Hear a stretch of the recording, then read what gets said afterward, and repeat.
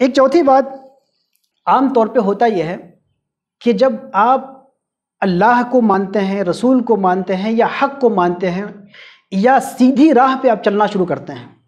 آپ اچھائی کے راستے پہ چلنا شروع کرتے ہیں،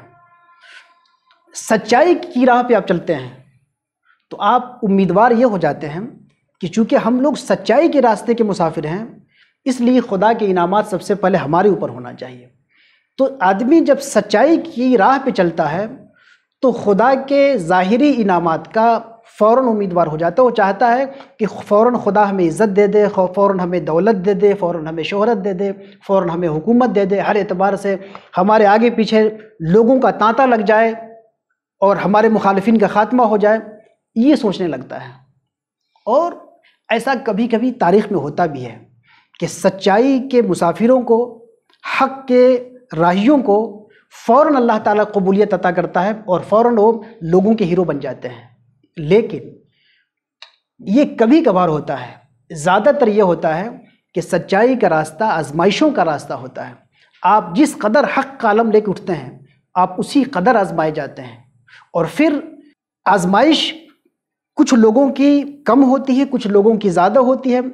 کچھ لوگوں کی آزمائش بے انتہا ہو جاتی ہے۔ امام علی مقام نے سچائی کی راہ پہ چل کے آزمائشوں کے بیچ اور آزمائشوں کی انتہا کے بیچ سچائی کی راہ پہ چل کے آنے والوں کو یہ پیغام دیا کہ جب بھی آپ حق کے راستے کا انتخاب کریں تو وہاں پہ فوراً ظاہری انعام کی بات نہ کریں، بلکہ آخری انعام کی بات کریں، آخرت کے انعام کی بات کریں، مستقبل کے انعام کی بات کریں۔ ہو سکتا ہے کہ فوری طور پہ آپ کو ایسا لگے کہ آپ کو سارے انعامات سے محروم کر دیا گیا ہو، یہاں تک کہ زندگی سے محروم کر دیا جائے، لیکن حقیقت یہ ہے کہ یہ زندگی جو ظاہری زندگی سے جو ہاتھ دھونا ہے، اس کے بدلے ایک حقیقی زندگی ملتی ہے، ایک ایسی حقیقی زندگی جس کے بارے میں قرآن نے کہا کہ تم اس کا ادراک نہیں کر سکتے، تم اس کو سمجھ نہیں سکتے۔ زندگی کی جو اصل معراج ہے، زندگی کی جو اصل حقیقت ہے، یہ اصل حقیقت ملتی ہے جو لوگ راہ حق میں شہید ہوتے ہیں۔ اور یہی نہیں، یہ تو ایک معنوی زندگی ہے جو اللہ کی بارگاہ میں ملتی ہے، جو اس دنیا سے کے علاوہ جو دوسری دنیا ہے اس دنیا میں ملتی ہے۔ اس دنیا میں بھی ایک معنوی زندگی ملتی ہے، اور اس دنیا میں جو معنوی زندگی ملتی ہے وہ یہ ملتی ہے کہ آپ کو شہرت دوام مل جاتی ہے، آپ کو ایک دائمی شہرت مل جاتی ہے، آپ کو ہمیشہ کے لیے آپ آئیڈیل بن جاتے ہیں، ہمیشہ کے لیے لوگ آپ کا ذکر کرتے ہیں۔ چنانچہ اگرچہ بظاہر امام علی مقام نے، امام حسین نے اپنی جان گنوا دی،